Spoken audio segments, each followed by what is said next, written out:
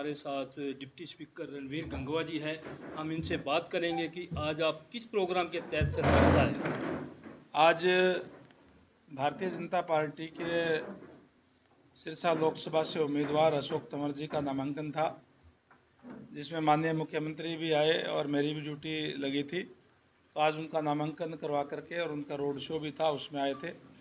और उसके बाद में यहाँ कुमार धर्मशाला में मेरे अपने समाज के जो चुनिंदा लोग हैं उनके साथ हमने जो अभी मीटिंग की है, चर्चा की है, और हम सब ने इस बात का निर्णय लिया है, इस बात पे सहमति सभी जो सरपंच साहिबान, एक्स सरपंच साहिबान जो मौजूद लोग आए हैं, उन्होंने इस बात पे सहमति जताई है कि हमें इस चुनाव के अंदर प्रचार करके और ज़्यादा से ज़्यादा मतों से अशोक तंवर जी को जिताने के लिए अपनी अहम भूमिका निभाने का काम आप करेंगे। हिसार लोकसभा सीट से ये एमपी की रेस में थे, आपका टिकट काटा, इस पे कुछ कहना चाहते हैं? देखिए, मैं संगठन का आदमी हूँ और जो संगठन जिसकी भी जिम्मेवारी लगाता है वो चुनाव लड़ता है। आज हिसार से चौधरी रणजीत सिंह हमारे एमपी के कैंडिडेट है और मैं निश्चित तौर पर कह सकता हूं कि हम सब मिलकर के भारी मतों से उनसे जिताने का काम करेंगे। एक हरियाणा के अंदर जो बैकवर्ड क्लास के समाज के लोग हैं, उनका ध्रुवीकरण किस तरफ नजर आ रहा? आज केवल बैकवर्ड क्लास ही नहीं, बल्कि मैं कहूँगा कि छत्तीस बिरादरी आज मोदी साहब के नाम पे, मोदी साहब के जिस तरीके से उन्होंने पिछले 10 साल में देश का नेतृत्व करने का काम किया है और देश का गौरव विश्व पटल पे बढ़ाने का काम किया है। कहाँ तो हमारा देश जिस नज़र से देखा जाता था और आज जिस नज़र से हमारा देश को दुनिया देखती है, उसमें दिन रात का फ़र्क है। देश का गौरव विश्व पटल पर बढ़ाने का काम किया, इसलिए आज पूरे देश की जनता नरेंद्र भाई मोदी जी के साथ है। और ख़ासकर आपने जो बैकवर्ड क्लास की बात कही, तो आज जो बैकवर्ड क्लास है वो आज पूर्ण रूप से भारतीय जनता पार्टी के साथ है, क्योंकि विशेष रूप से बैकवर्ड समाज को अगर सबसे ज़्यादा कहीं सम्मान मिला है तो भारतीय जनता पार्टी ने देने का काम किया है, क्योंकि मेरिट के आधार पर नौकरियां दे करके कहीं उनको धक्के खाने की ज़रूरत नहीं है और आज घर बैठे हुए उनके बच्चों को नौकरियां मिल रही है। हिसार लोकसभा सीट पर आप सतवीर जी हो, आप हो, पिछड़ा वर्ग का बहुत अच्छा प्रतिनिधित्व है, और रणजीत सिंह के प्रति क्या रुझान आ रहा है उनका पिछड़े वर्ग का? केवल हिसार सीट पे ही नहीं, पिछड़ा वर्ग का हरियाणा के अंदर 10 सीटें, 10 की 10 के ऊपर जो है उनका प्रभाव है। जैसे मैंने पहले कहा, आज जो बैकवर्ड क्लास है वो अपने हक, अपने आप के हक जो है वो भारतीय जनता पार्टी के अंदर सुरक्षित समझ रहे हैं और पूर्ण रूप से आज पूरा का पूरा बैकवर्ड समाज भारतीय जनता पार्टी के साथ है।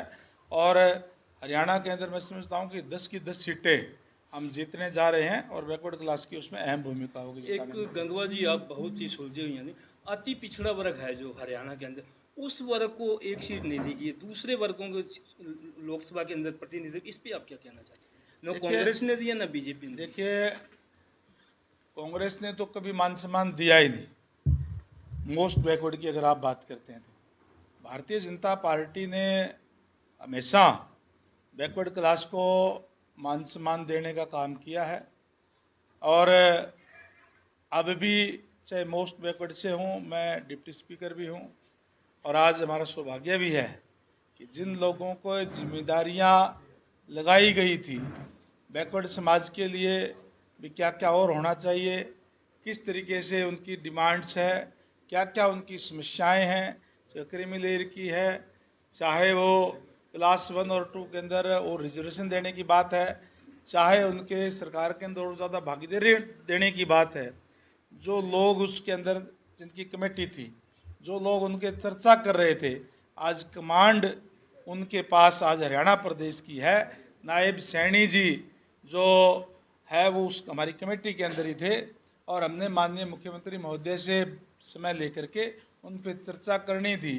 और आज जैसे मैंने कहा, क्योंकि उनके पहले उनको प्रदेश अध्यक्ष बनाया गया और आज मुख्यमंत्री है, तो निश्चित तौर पर हम चुनाव के बाद में बैठ करके समस्याओं को दूर करने का काम करेंगे। आपने कहा क्रीमी लेयर की बात, जो 8 लाख रुपया क्रीमी लेयर की पीछे थी, वो बीजेपी ने 6 लाख की कर दी। इस पे आप क्या कहना है? मैं कह रहा हूँ कि इस बात से कुछ लोगों को तकलीफ है, कुछ लोगों को उसका बेनिफिट भी मिल रहा है, लेकिन मैंने कहा ना, चाहे वो क्रीमी लेयर की एक कोई क्रीमी लेयर की बात नहीं कर रहा मैं, क्रीमी लेयर की भी और जो क्लास 1-2 के अंदर रिजर्वेशन देने की बात भी है, अलग अलग, क्योंकि बैकवर्ड समाज के अंदर कास्टें बनी हुई है, उन कास्टों के हिसाब से बोर्ड कॉरपोरेशन की चेयरमैन की सृजन करना पोस्टों का, और भी कई तरीके से, जिस तरीके से संगठन के अंदर भी बैकवर्ड समाज के लिए भी क्या क्या और होना चाहिए, किस तरीके से उनकी डिमांड्स है, क्या क्या उनकी समस्याएं हैं, चाहे क्रीमी लेयर की है, चाहे वो क्लास 1 और 2 के अंदर और रिजर्वेशन देने की बात है, चाहे उनके सरकार के अंदर और ज़्यादा भागीदारी देने की बात है। जो लोग उसके अंदर, जिनकी कमेटी थी, जो लोग उनके चर्चा कर रहे थे, आज कमांड उनके पास आज हरियाणा प्रदेश की है। नायब सैनी जी जो है वो उस हमारी कमेटी के अंदर ही थे, और हमने माननीय मुख्यमंत्री महोदय से समय लेकर के उन पर चर्चा करनी थी।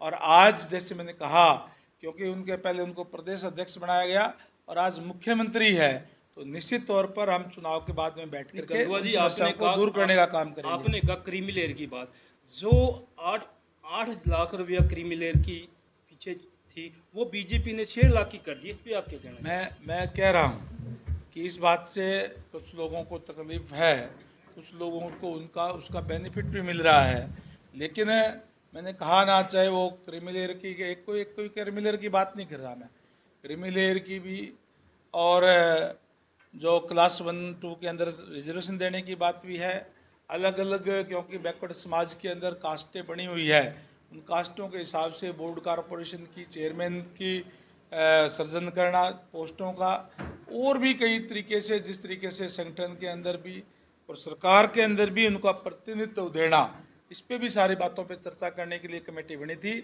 और मैं जैसे कह रहा हूँ कि हमारा सौभाग्य है, उन कमेटी वालों में से ही आज प्रदेश की कमांड दी गई है, तो निश्चित रूप से जल्दी पूरी होगी। एक मेरा मुख्य क्वेश्चन है, देश के गृह मंत्री अमित शाह ने सरेआम बोला कि हमारी सरकार आई तो देश की एससी और बीसी का रिजर्वेशन हम खत्म कर देंगे। ये कांग्रेस की चाल है, कांग्रेस ने उन्होंने बोला है, बिल्कुल रिटर्न में है। तो सुनो, आप मेरी बात सुनो, आप भी उनके शिकार हो गए। आप पत्रकार मेरी बात तो सुनो, आपने क्वेश्चन किया, उसका जवाब तो सुनो पहले। मैं कह रहा हूँ ना, आप शिकार हो गए। आप इसलिए शिकार हो गए, जो फेक न्यूज़ उन्होंने चलाई थी उसके अंदर है, उन्होंने स्पष्ट तौर पे ये कहा है कि SC ST OBC का जो रिजर्वेशन है, हम कतई काट करके उसको धर्म के आधार पर नहीं देने देंगे। आप जो ओरिजिनल वीडियो है उसकी सुनने का काम करें। जब वो फेक न्यूज़ उन्होंने चलाई जो अमित शाह जी की, उसके बाद में ओरिजिनल वीडियो भी हमने चलाई, मैं आपको दिखा भी दूंगा इस ऑफिस को, वो आप अपडेट कृपया रखें। आज तो सोशल मीडिया का जमाना, अपडेट हो जाना चाहिए आपको। एक मुद्दा और चल रहा है देश के अंदर, कहते हैं बीजेपी सरकार आई तो संविधान को बदल देंगे। इस पे आप क्या कहना चाहते हैं? संविधान की नहीं, देश की दशा बदलने का काम पिछले 10 साल के अंदर नरेंद्र भाई मोदी जी ने किया है।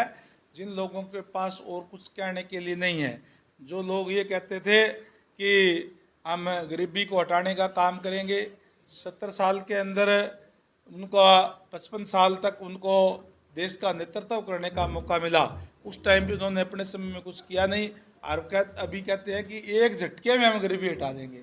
अरे भाई, जब 55 साल में आप कुछ नहीं कर पाए, और आज जब देश के प्रधानमंत्री नरेंद्र भाई मोदी जी ने ऐसी स्कीमें चलाई है कि आज अंतिम व्यक्ति तक उस सेवाओं का लाभ जो है उनको मिल रहा है, चाहे BPL कार्ड का राशन देने की बात हो, चाहे आयुष्मान कार्ड बना करके 5 लाख तक फ्री इलाज करने की बात हो। और जिस तरीके से वो लोग कहते थे कि हम दिल्ली से जब 1 रुपया भेजते हैं तो धरातल तक सिरसा